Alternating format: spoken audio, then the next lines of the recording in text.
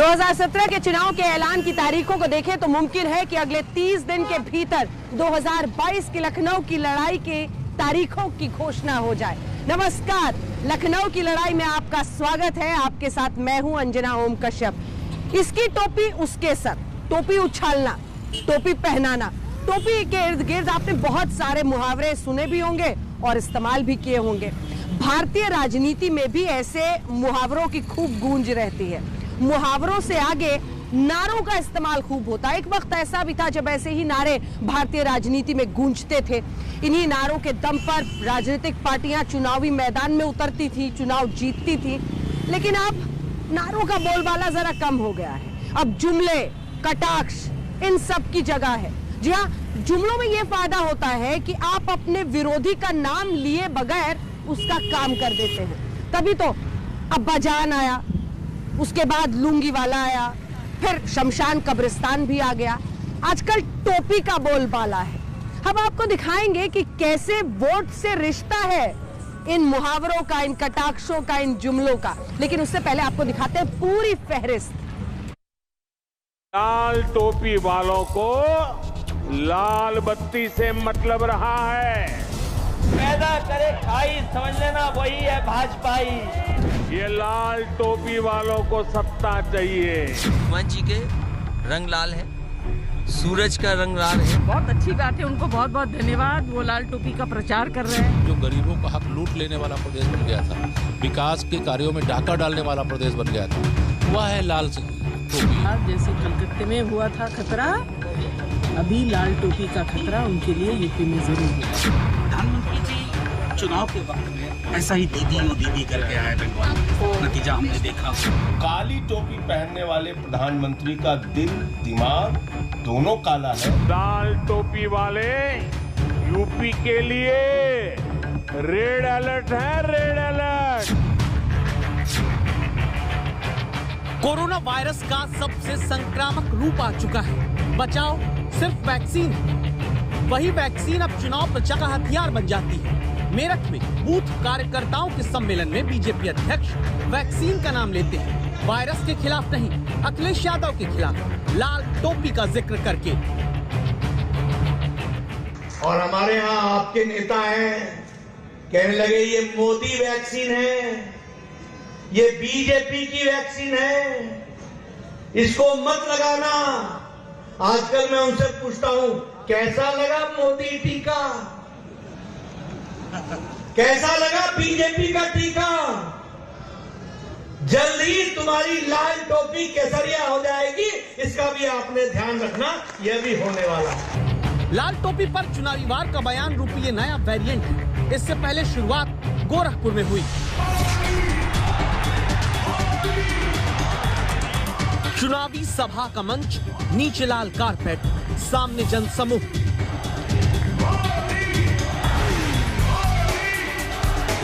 साथ में उत्तर प्रदेश में बीजेपी की तरफ से दोबारा चुनाव जीतने पर मुख्यमंत्री बनने का चेहरा योगी आदित्यनाथ।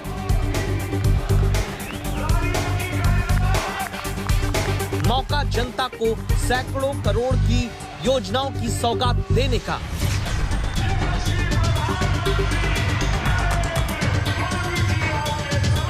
लेकिन विकास के मंच से लखनऊ की लड़ाई में गूंजा एक शब्द, लाल टोपी।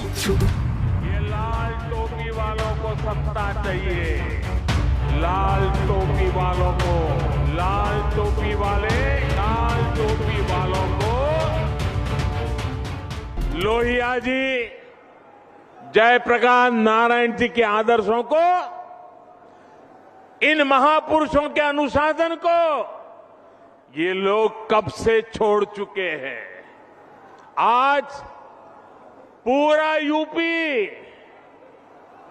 भली भांति जानता है कि लाल टोपी वालों को लाल बत्ती से मतलब रहा है। उनको आपके दुख तकलीफ से कोई लेना देना नहीं है। ये लाल टोपी वालों को सत्ता चाहिए।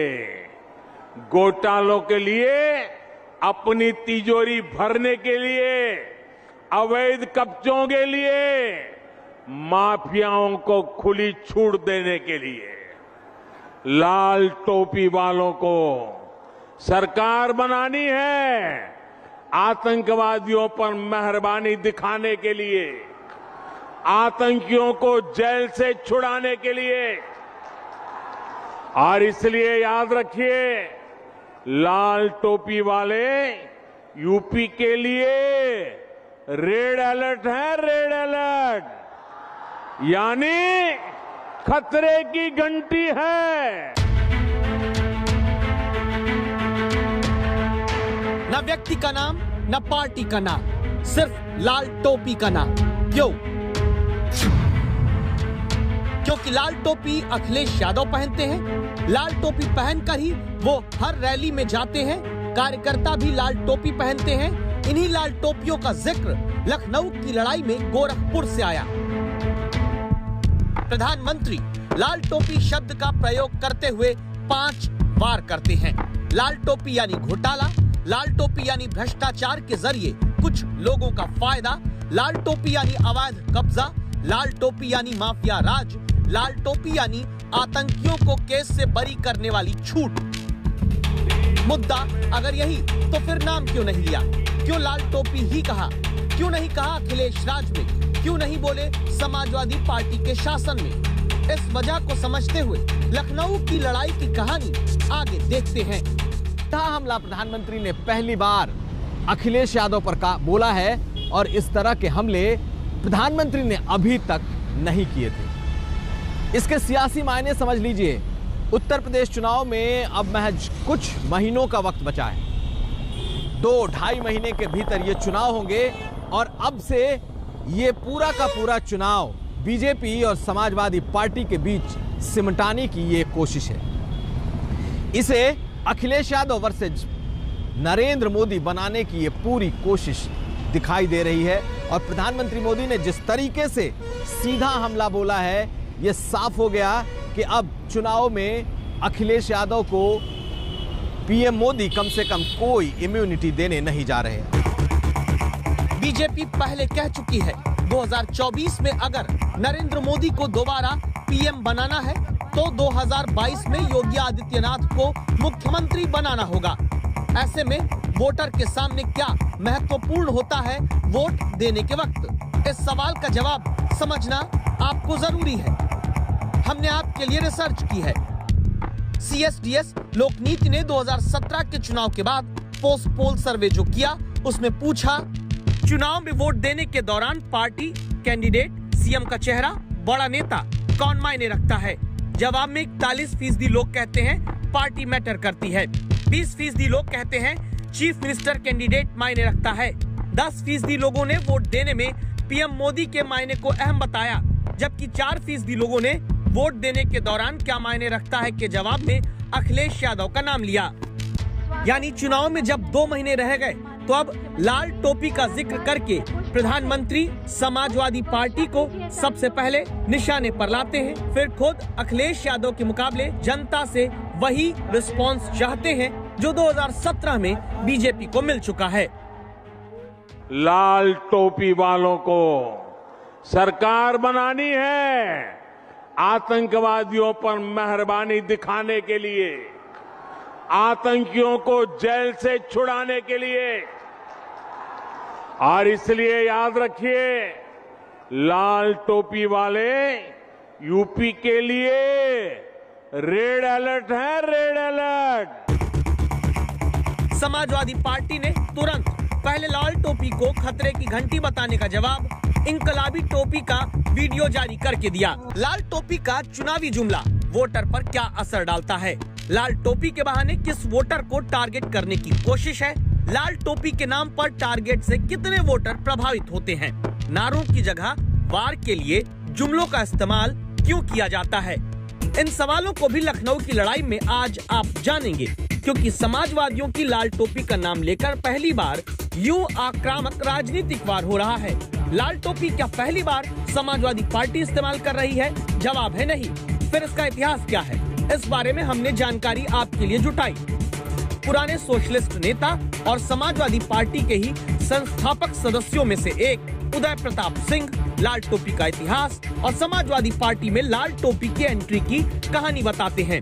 उदय प्रताप सिंह के मुताबिक जयप्रकाश नारायण, राम मनोहर लोहिया, कृपलानी समेत कई नेता कांग्रेस के ही साथ थे। कांग्रेस जहां पहले गांधीवादी टोपी पहनी जाती रही, 1948 में नेहरू की नीतियों से नाराज होकर अलग सोशलिस्ट पार्टी का गठन किया गया।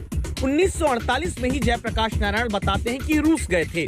रूस से लौटने के बाद क्रांति के रूप में प्रचलित लाल रंग की टोपी पहनना है कि दावा है जयप्रकाश नारायण ने शुरू किया।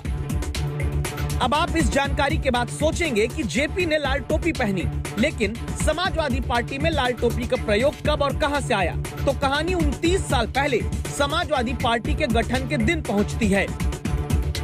तो फिर एक पार्टी बनी, उस सपा जो पहले 92 में, और 92 में जब पार्टी बनी उस वक्त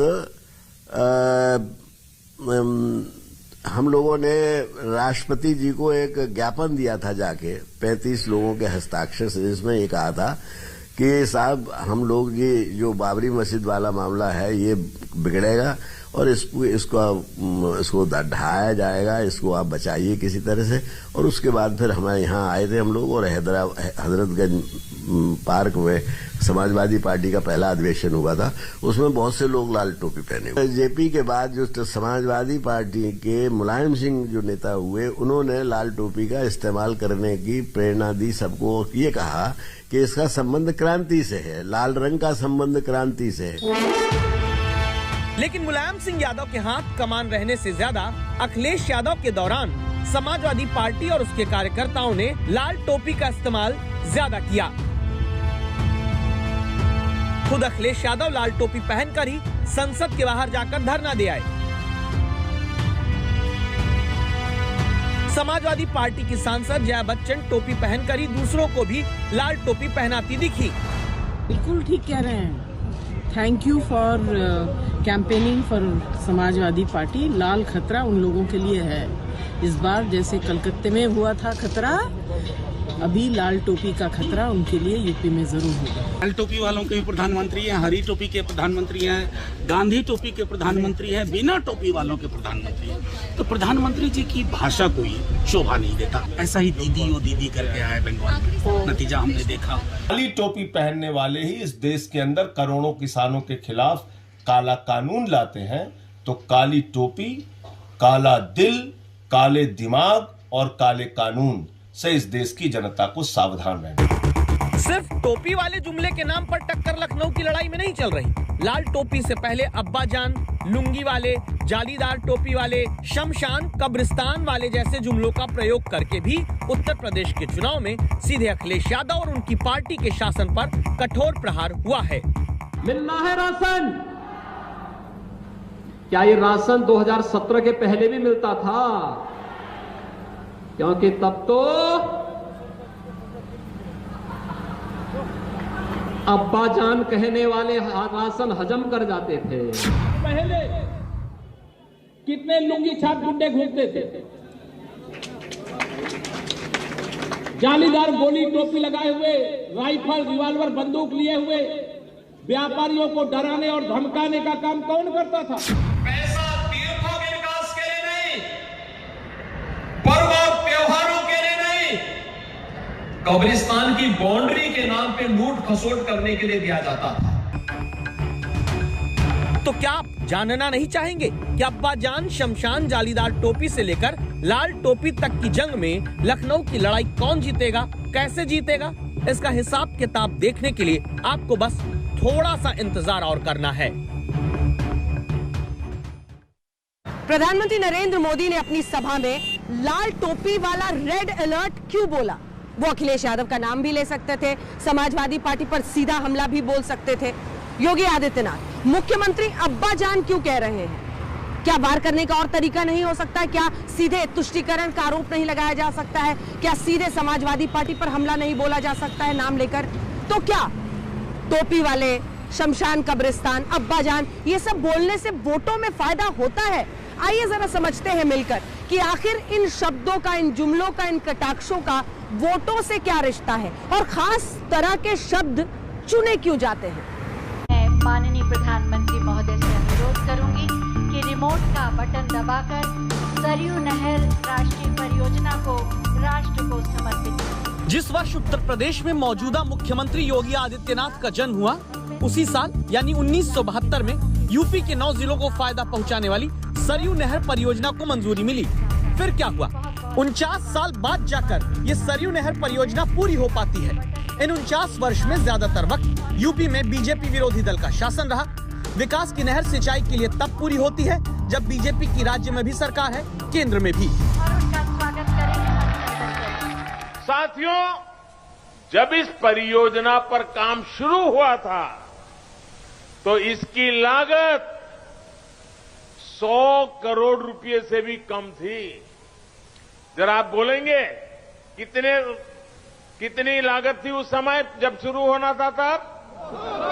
कितनी थी?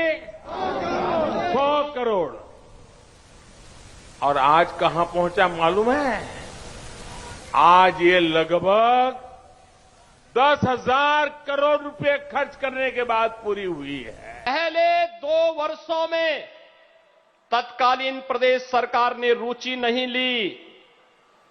उससे पहले की सरकार, चाहे वह कांग्रेस की रही हो, बहुजन समाज पार्टी की रही हो या समाजवादी पार्टी की रही हो, उनके अंदर तो रुचि थी ही नहीं। विकास का मुद्दा छोटा नहीं होता। क्या लखनऊ की लड़ाई में भी इसका असर होगा? जवाब 2017 के चुनावों के बाद के पोस्ट पोल सर्वे में खोजते हैं। CSDS लोकनीति के इलेक्शन सर्वे में जनता ने किस मुद्दे को सोचकर वोट दिया के बदले में जवाब मिला कि विकास के मुद्दे पर 29% लोग वोट देने की बात कहते पाए गए। महंगाई के मुद्दे पर 13% लोगों ने वोट देने की बात बताई। बेरोजगारी, नौकरी के मुद्दे पर पिछले चुनाव में उत्तर प्रदेश में 8.6% लोगों ने वोट देने की बात कही। भ्रष्टाचार के मुद्दे पर 8.1% और महिला सुरक्षा के मुद्दे पर 1.3%। 40 वर्षों का इंतजार अब खत्म होने जा रहा है। इस आधार पर हम अब ये समझना चाहते हैं, जहां जनता विकास पर ज्यादा वोट देने की बात करती है, न कि भ्रष्टाचार के मुद्दे पर, वहां विकास योजनाओं के मंच से लाल टोपी समेत दूसरे जुमले क्यों आए? इसलिए हमने हर चुनाव पर बारीक नजर रखने वाली संस्था लोकनीति CSDS के निदेशक संजय कुमार से बात की। चुनाव में कई बार जब आप प्रतीकों का सहारा लेते हैं किसी चीज को बताने के लिए, तो वो ज्यादा कारगर होती है। जब आप प्रतीकों का सहारा लेते हैं तो मतदाता ये विवश होते हैं सोचने के लिए कि किसके बारे में बात की जा रही है, तो वो जरा ज्यादा ध्यान से बातों को सुनते हैं। इसी के लिए कई बार ऐसा होता है कि पार्टियों का सीधा नाम न लें, नेताओं का सीधा नाम न लें, लेकिन कुछ ऐसे सूचक चिन्हों से संकेत दें जिससे वोटर उसमें ज्यादा थोड़ा दिलचस्पी लेता है और बहुत ध्यान से सुनता है। इसी के लिए मुझे लगता है प्रधानमंत्री ने समाजवादी पार्टी का नाम नहीं लिया, बल्कि लाल टोपी की ओर इशारा किया, और लाल टोपी एक प्रतीक है समाजवादी पार्टी। और अब तो बाबा मुख्यमंत्री जाने वाले हैं। क्या इसीलिए सीधे नाम लेने की जगह लाल टोपी बोलकर पूरी पार्टी को कटघरे में खड़ा करते हैं, खासकर गुंडागर्दी के आरोप पर? इन तस्वीरों को देखते हैं। ये लाल टोपी जुमले वाली राजनीति के वक्त की आई ही तस्वीर है। चंदौली में समाजवादी पार्टी और पुलिस वालों के बीच धक्का मुक्की हुई। पुलिस के अधिकारी को धक्का देकर समाजवादी पार्टी के कार्यकर्ता आगे बढ़ने लगे। क्या कोशिश है कि ऐसे जो लाल टोपी समाजवादी पार्टी की पहचान बनकर दिखती है, उसे अपराध के मुद्दे पर वोटर के सामने खड़ा कर दिया जाए? माफिया को संरक्षण देते थे। आज योगी जी की सरकार माफिया की सफाई में जुटी है। ये तभी तो यूपी के लोग कहते हैं फर्क साफ है। पहले जो सरकार में थे वो यहां जमीनों पर अवैध कब्जे करवाते थे। आज ऐसे माफियाओं पर जुर्माना लग रहा है, बुलडोजर चल रहा है। तभी तो यूपी के लोग कहते हैं फर्क साफ है।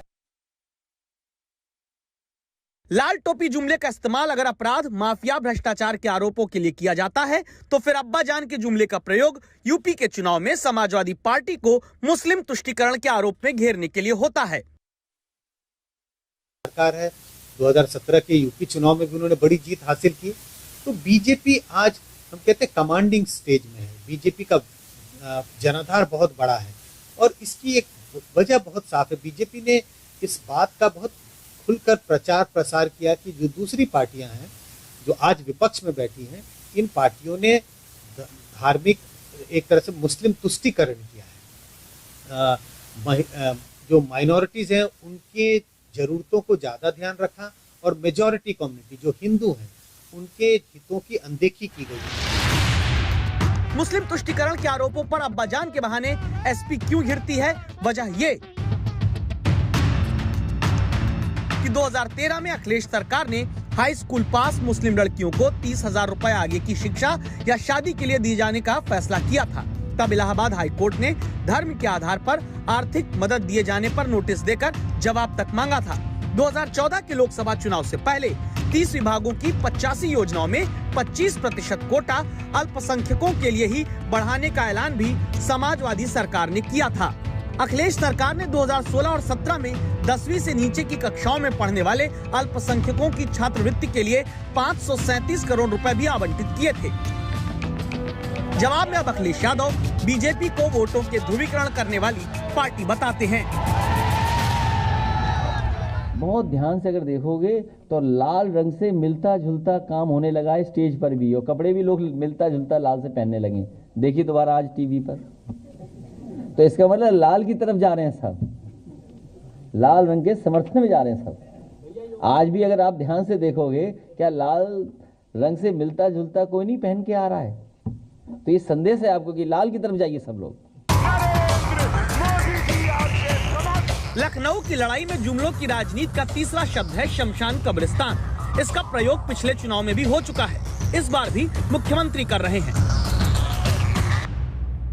पैसा ग्राम्य विकास के लिए नहीं, पैसा तीर्थों के विकास के लिए नहीं, पर्व और त्योहारों के लिए नहीं, कब्रिस्तान की बाउंड्री के नाम पे लूट खसोट करने के लिए दिया जाता था।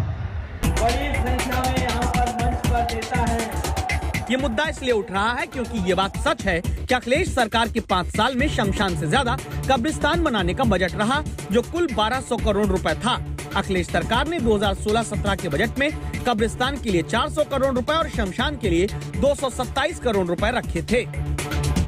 जब बात होगी अब लखनऊ की लड़ाई में एक वोटर, एक नागरिक और आज तक के दर्शक होने के नाते आपको ये जानना जरूरी है कि उत्तर प्रदेश में जहां पिछले चुनाव में तीसरे चरण की वोटिंग से पहले ध्रुवीकरण वाले शब्दों और जुमलों की एंट्री हुई, वहां इस बार चुनाव के ऐलान से पहले ही क्यों जुमलों का वार किया जाने लगा। कई बार हमने देखा है जब चुनाव कई दौर में होता है, जब कई फेजेस में होता है, तो शुरुआती दौर में शायद उतने तीखे प्रहार एक पार्टी दूसरे पर नहीं करती है, लेकिन जैसे जैसे चुनाव दूसरे, तीसरे, चौथे दौर में प्रवेश करता है तो तीखे प्रहार एक पार्टी के द्वारा दूसरी पार्टियों पर ज्यादा हो जाते हैं। लेकिन यूपी में तो अभी चुनाव की घोषणा भी नहीं हुई, अभी तारीखों की भी घोषणा नहीं हुई है और तीखे प्रहार एक पार्टी दूसरी पार्टियों पर कर रहे हैं। मुझे लगता है इस बात का संकेत है, इस बात का ये संकेत है कि चुनाव जो है इस बार काफी तीखा होने वाला है। चुनावी एक्सपर्ट मानते हैं कि अभी इलेक्शन की तारीखों के ऐलान से पहले ही जुमलों से माहौल को तीखा करने के पीछे बड़ी वजह है। वजह यह कि अपना कोर वोटर किसी भी हालत में हिलने ना पाए। वोटर और उत्साहित होकर उन्हीं जुमलों के साथ चर्चा करे, फायदा सीधे वोट के रूप में पार्टियों को हो। लखनऊ की लड़ाई में प्रधानमंत्री नरेंद्र मोदी ने लाल टोपी पर वार करके यूपी के चुनावों को गरमा दिया है। लाल टोपी को उन्होंने खतरे का अलर्ट बता दिया। अब अखिलेश यादव भी इसे भुनाने में जुट गए हैं। जी हां, प्रधानमंत्री ने समाजवादी पार्टी पर हमला किया। अब अखिलेश यादव इसी जुमले के इस्तेमाल को अपने पक्ष में करने में जुट गए हैं। लेकिन सवाल यह उठता है कि प्रधानमंत्री नरेंद्र मोदी ने लाल टोपी को रेड अलर्ट बताकर इसे अपना सियासी हथियार क्यों बनाया है, जबकि योगी आदित्यनाथ ने 4 साल पहले समाजवादी पार्टी के सफाए का जो ऐलान किया था वो उल्टा पड़ गया। तो अब्बा जान आ चुके हैं, चिलमजीवी, आखिर और कितने कटाक्ष अभी आने बाकी हैं? तो इस बार बदलाव होना निश्चित है। उत्तर प्रदेश में बदलाव को कोई रोक नहीं सकता। लोग बदलाव चाहते हैं। यहाँ का किसान भारतीय जनता पार्टी का सफाया चाहता। मऊ में खदेड़े का नारा दिया गया था। यहाँ आते आते मुझे लगता है भारतीय जनता पार्टी का सूरज डूब जाएगा, सफाया होगा। हो सकता है उत्तर प्रदेश की जनता 400 सीटें भी जिता। तो अखिलेश यादव दावा करते हैं कि उत्तर प्रदेश में इस बार बदलाव होगा, बीजेपी का सफाया होगा और तो और वो 400 सीट जीतेंगे। लेकिन सवाल यह है कि क्या अखिलेश के इस आत्मविश्वास की वजह क्या उनकी सभाओं में आने वाली भीड़ तो नहीं है?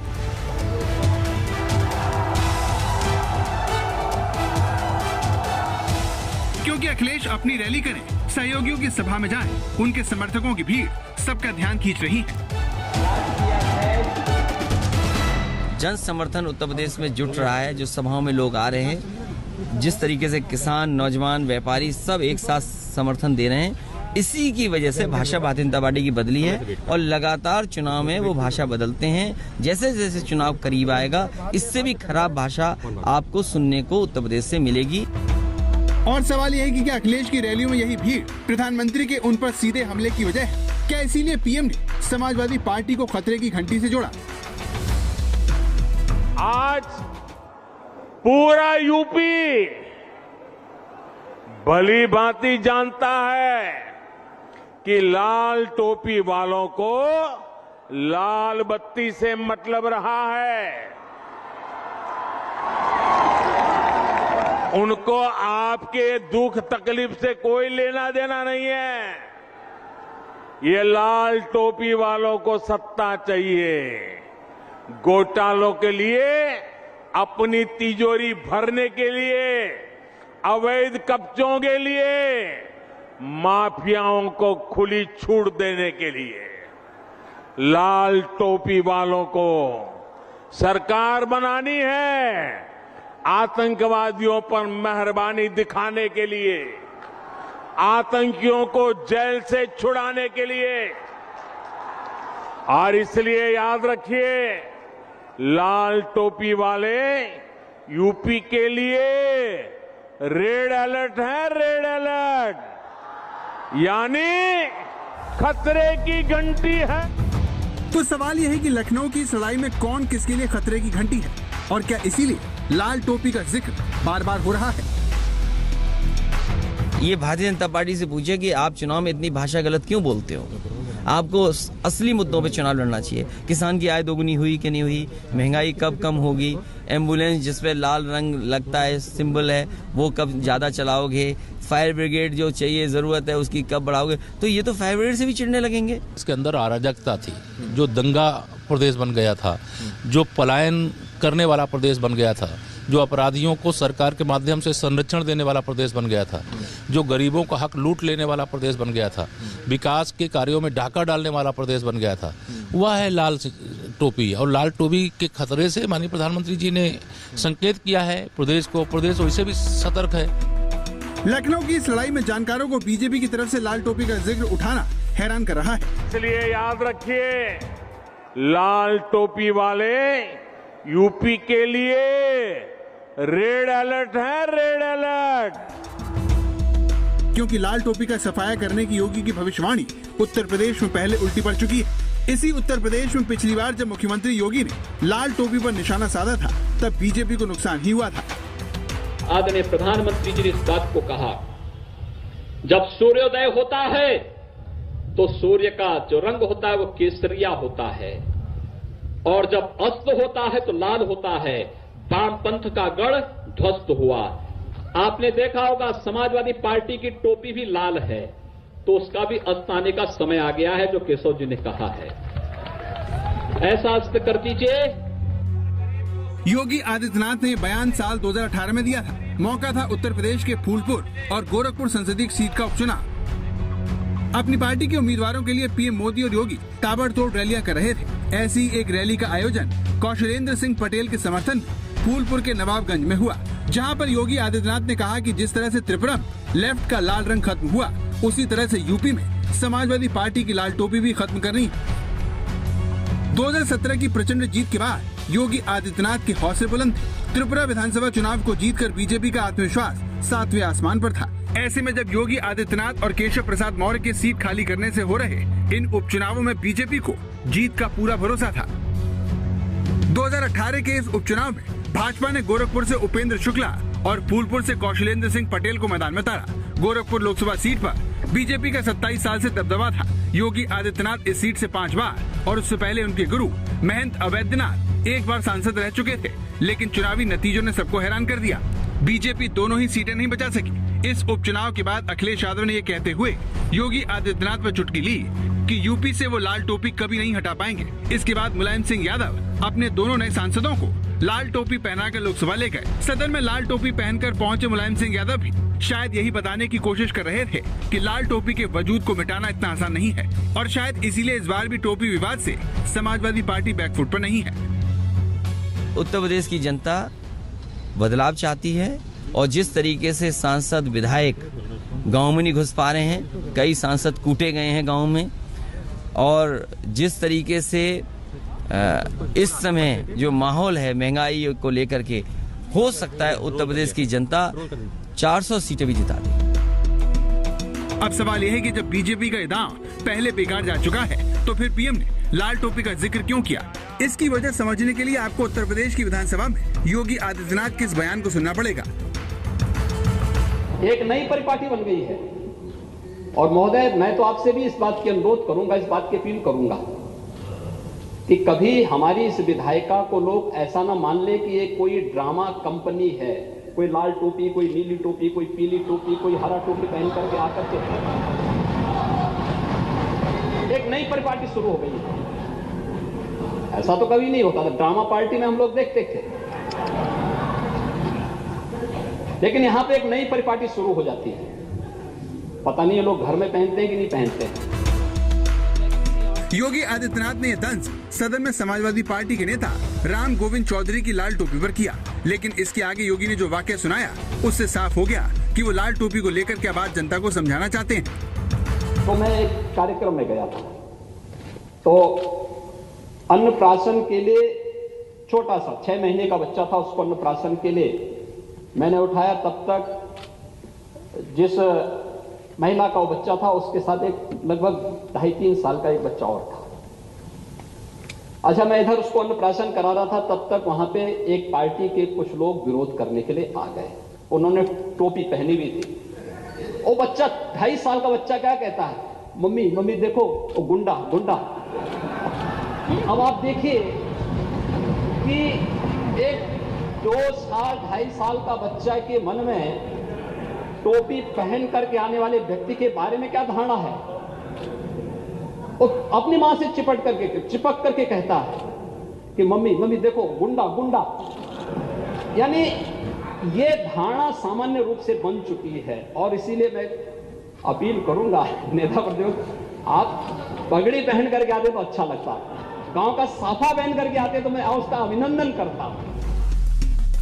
योगी के इस बयान का जवाब अखिलेश ने अपने ट्विटर हैंडल पर लाल टोपी पहने तस्वीर लगाकर दिया, लेकिन राजनीतिक जानकारों को लगता है कि लखनऊ की लड़ाई में बीजेपी के शीर्ष नेतृत्व का लाल टोपी का जिक्र करना उसकी एक रणनीति का हिस्सा है, जो वोट के खेल में उसका फायदा करवा सकती है। लेकिन सवाल है कैसे? हिमांशु मिश्रा, दिल्ली, आज तक। राजनीति में विचार बहुत अहम है। आखिर आप कौन सी विचारधारा के साथ आगे बढ़ रहे हैं, किस दल के साथ, उसके झंडे, उसकी टोपी के साथ आगे बढ़ रहे हैं, इससे उसकी पहचान हो जाती है। गांधी टोपी आजादी के पहले साम्राज्यवादी ताकतों के खिलाफ इंडिया के गुस्से की पहचान बनी। वो बाद में कांग्रेस पार्टी के पास चली गई। जेपी हो या फिर आरएसएस, सबने अपने अपने तरीके से टोपी का इस्तेमाल किया अपनी विचारधारा को आगे ले जाने में। इस टोपी का इतिहास है। लेकिन इसी टोपी पर अब राजनीति हो रही है।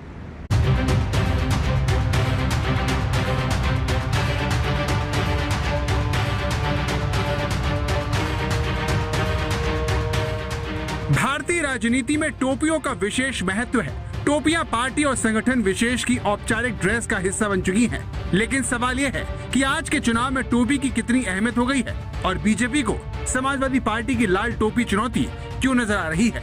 इन सवालों का जवाब जानने से पहले टोपी का संक्षिप्त इतिहास भी जान लीजिए। इतिहासकारों का मानना है कि भारतीय राजनीति में टोपी की एंट्री प्रथम विश्व युद्ध से पहले दक्षिण अफ्रीका में महात्मा गांधी के अहिंसक विरोध से जुड़ी है। महात्मा गांधी और दूसरे भारतीय कैदियों को जेल में ड्रेस कोड का पालन करने के लिए मजबूर किया गया, जिसमें उन्हें टोपी भी पहनना जरूरी था। जब गांधी भारत लौटे तब उन्होंने घर में बने खादी के कपड़ों को अपनाया। टोपी के साथ ये कपड़े स्वावलंबन आंदोलन का प्रतीक बन गए। इस तरह महात्मा गांधी का पहनावा राष्ट्रीय आंदोलन और कांग्रेस की पहचान बन गया और भारत के पहले पीएम जवाहरलाल नेहरू आदतन गांधी टोपी के संशोधित संस्करण को पहनते रहे और बाद में उनके उत्तराधिकारियों ने भी इसे अपनाया। लेकिन पिछले कई दशकों से ये प्रचलन से बाहर हो गया था, लेकिन अन्ना आंदोलन ने इसे दोबारा प्रचलन में ला दिया। मुलायम हो या फिर अखिलेश, समाजवादी पार्टी में भी लाल रंग की टोपी पहनने की परंपरा है, जिसके जरिए जानकारों को लगता है कि समाजवादी पार्टी बीजेपी की भगवा टोपी का मुकाबला करना चाहती है। अखिलेश को लगा कि जिस तरह से बीजेपी का भगवा रंग चौतरफा चर्चा में है, उसकी चर्चा बढ़ती जा रही है, इसीलिए उनकी पार्टी का भी एक रंग होना चाहिए जो बीजेपी के भगवा रंग का मुकाबला कर सके। इसीलिए उन्होंने इसे अपनी पार्टी की आधिकारिक ड्रेस का हिस्सा बना दिया। लेकिन बीजेपी इस लाल टोपी को अखिलेश के राज में हुई कथित गुंडागर्दी का प्रतीक बनाना चाहती है। इसीलिए पीएम से लेकर योगी तक जनता को अखिलेश सरकार के दौर की याद दिलाने में लग जाते हैं। ये लाल टोपी वालों को सत्ता चाहिए, घोटालों के लिए, अपनी तिजोरी भरने के लिए, अवैध कब्जों के लिए, माफियाओं को खुली छूट देने के लिए। लेकिन अखिलेश इस आरोप को खारिज करते हैं और लाल टोपी पर उठ रहे सवालों को बीजेपी की खींच बता देते हैं। बहुत ध्यान से अगर देखोगे तो लाल रंग से मिलता जुलता काम होने लगा है स्टेज पर भी, और कपड़े भी लोग मिलता जुलता लाल से पहनने लगे। देखिए दोबारा आज टीवी पर, तो इसका मतलब लाल की तरफ जा रहे हैं सब, लाल रंग के समर्थन में जा रहे हैं सब। आज भी अगर आप ध्यान से देखोगे, क्या लाल रंग से मिलता जुलता कोई नहीं पहन के आ रहा है? तो ये संदेश है आपको कि लाल की तरफ जाइए सब लोग। आजकल मैं उनसे पूछता हूं, कैसा लगा मोदी टीका, कैसा लगा बीजेपी का टीका? जल्दी तुम्हारी लाल टोपी केसरिया हो जाएगी, इसका भी आपने ध्यान रखना, यह भी होने वाला है। लाल टोपी से पहले जाली टोपी, शमशान, कब्रिस्तान और अब्बाजान जैसे जुमलों का जिक्र हो चुका है। ऐसे में सवाल ये उठता है कि लखनऊ की लड़ाई में बीजेपी को लाल टोपी को मुद्दा बनाने की जरूरत क्यों पड़ी? अखिलेश के लिए लाल टोपी का गुंडागर्दी से जुड़ना कितनी बड़ी चुनौती साबित हो सकता है? ये सवाल हमने लोक नीति CSDS के निदेशक संजय कुमार से पूछे। तो जब राजनीति ध्रुवीकरण बहुत तेज हो जाती है, शार्प हो जाती है, तो तब इस तरह के आरोप प्रत्यारोप तेज होते हैं और शायद नारों का, पार्टियों को लगता है कि नारों से काम नहीं चलेगा और आपको नारों से हट करके कुछ और चीजों का सहारा लेना पड़ेगा। यही वजह है कि इस तरह का बदलाव हमें भारतीय राजनीति में दिखाई देता है। उत्तर प्रदेश के चुनावों की तारीखों का ऐलान होना भी बाकी है। उससे पहले ही बहस के मुद्दे बदल रहे हैं, निजी हमले हो रहे, जिसे देखते हुए जनता के मुद्दों के कमजोर होने का खतरा गहराता जा रहा है। आज तक ब्यूरो। टोपी की सुलझन में बस असल मुद्दों को कोई टोपी न पहना दे। जी हाँ, आम आदमी का मुद्दा रोटी है, टोपी नहीं। हमारी इस विशेष पेशकश लखनऊ की लड़ाई में इतना ही। देश दुनिया की बाकी खबरों के लिए आप देखते रहिए आज तक।